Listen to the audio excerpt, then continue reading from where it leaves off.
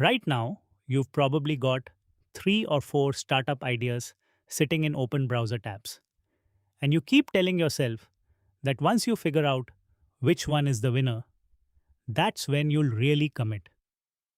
Yesterday, a partner at Y Combinator named John posted a short video that says this exact instinct is the reason most founders never actually start.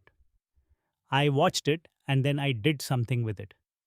I took YC's framework, the one they're teaching founders right now, and I turned it into a workflow you can run today with a free AI model. It picks your one idea, it forces you deep enough to find the real opportunity, and it surfaces the better idea hiding underneath the one you walked in with. Every prompt is on screen, and the full pack is free at the end. Let's build it. Here's the trap, in John's words. Founders overthink in two ways. The first is waiting for the perfect idea. It feels responsible. Startups are brutally hard. So, surely you should find the best possible idea before you commit. But YC's point is that the perfect idea does not exist on paper. You can only discover what's actually worth building by making contact with reality and getting feedback from real customers. The second trap is asking, am I even the right founder for this? Founder market fit is real. A non technical founder probably won't dream up the killer developer tools company. But John says founders, especially second time founders, weaponize this against themselves. They convince themselves they need a decade of domain experience before they're allowed to start. They don't. Blake Scholl spent his early career on ad tech at Amazon and Groupon, then decided to go commercialize supersonic flight. People thought he was insane. Boom is now a $1 billion company. So the first job isn't to find the perfect idea. It's to stop letting these two questions freeze you. So let's get unstuck. Instead of agonizing in your head, make the AI do the cold, structured comparison you keep avoiding. Here's the first prompt in the engine. You paste in your shortlist of ideas and you tell the model to score each one on 2 axes only. How genuinely curious you are about the problem and how much unfair insight or access you already have.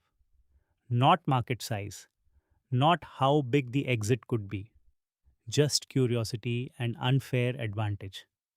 Because those are the two things that keep you going deep when it gets hard. The model ranks them, explains the trade offs, and forces a single pick. The rule from YC is simple. If several ideas look equally attractive, you don't keep them all alive. You choose one. The point of this prompt isn't that the AI is smarter than you, it's that it ends the stalling. You walk away with one idea and permission to commit to it. Now comes the part most people skip. YC calls it burning the boats. Once you've picked, you explicitly close the other doors. You stop working on the other ideas. You tell any customers you've pivoted. You go all in on the one. John describes going deep as putting on a new skin, becoming an almost unrecognizable version of yourself. New company name, new website, new emails, even a new internal story about why you're building this. He worked with a startup called GovDash that helps companies win government contracts.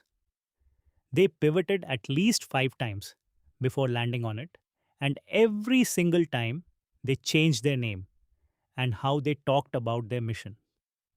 At one point, John literally lost contact with them because they kept changing their email addresses. By actually becoming experts in government procurement, their fifth idea worked so well they could barely keep up with demand. They just raised a Series B. So you've committed.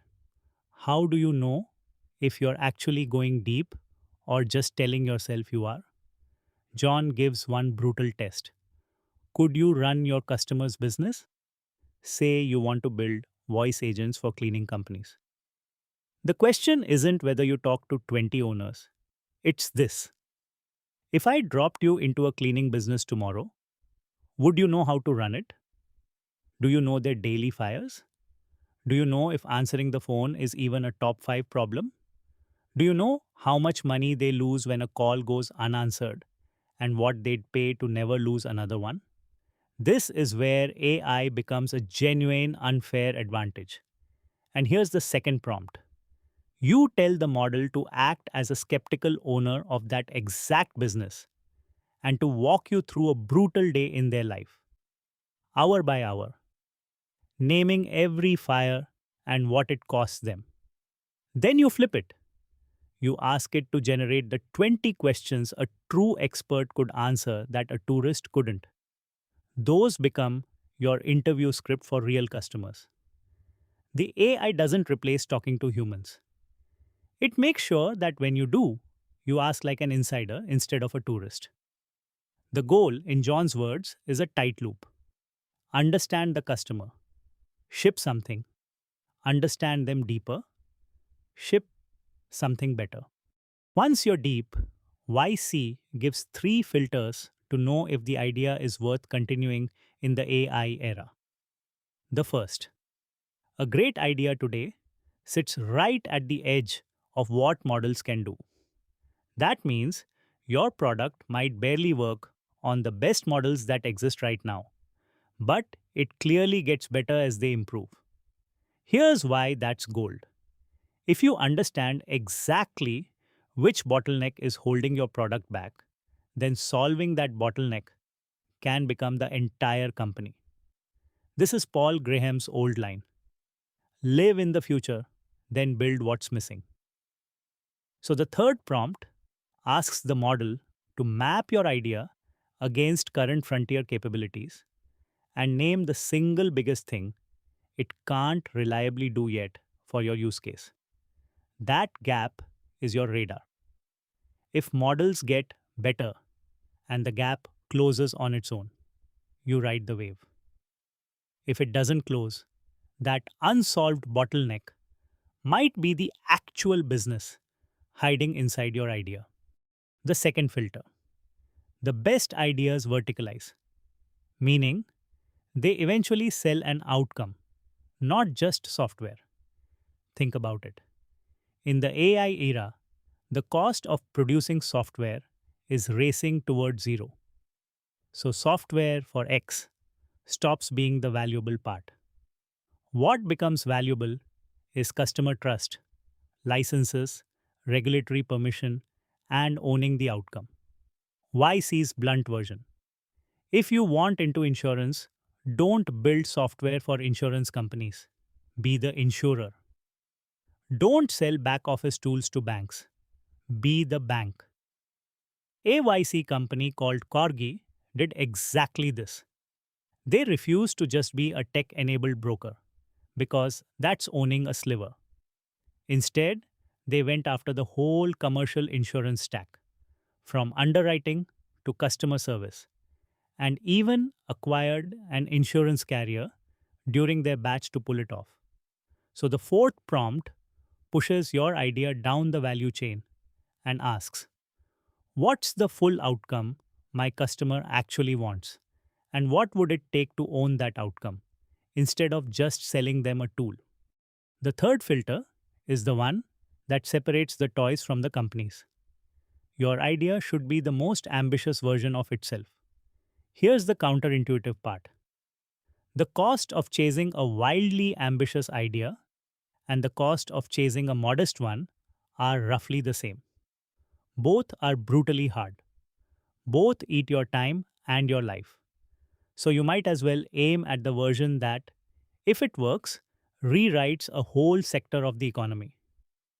Because that's also the version that scares off competitors, attracts the best people, and earns a moat worth building. The fifth prompt takes your committed idea and asks the model to rewrite it three times, each more ambitious than the last, until the final version is taking on a regulated industry, or a $10 billion incumbent, or genuinely hard technology. You're not required to build the most extreme one, but you should know what it looks like because that's the direction worth walking. Now, the question everyone's actually scared of: what if you do all this and the idea fails? Here's the part that flips the whole thing. You end up dramatically better off than when you started.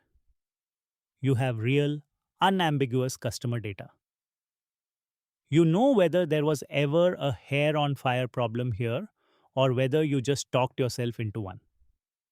And most importantly, you almost always walk away with a new idea that actually works. Because when founders start, they're solving surface level pain. The real opportunities are the deeper structural problems underneath. Going deep was never really about validating your first idea. It's how you find the better one hiding under it.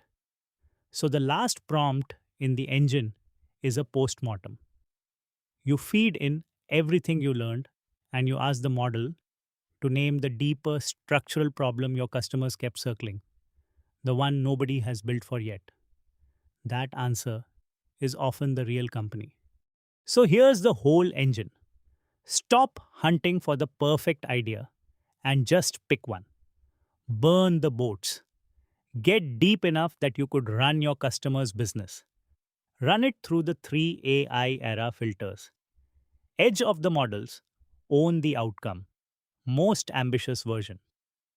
And when something breaks, mine it for the idea underneath. In the early fog, where you can only see 10 feet ahead, the instinct is to take tiny steps in every direction. That teaches you almost nothing. Pick one direction and walk fast. I packaged all 6 prompts into a free guide called the AI Era Idea Engine. Comment the word boats and I'll send it straight to you or grab it at the link in the description. If you want to go deeper, my paid build guides are linked there too. And if this gave you a real edge, follow Hyper Automation Labs on YouTube, Instagram, and Facebook because this is what I do here every single day. Now go pick one and go deep.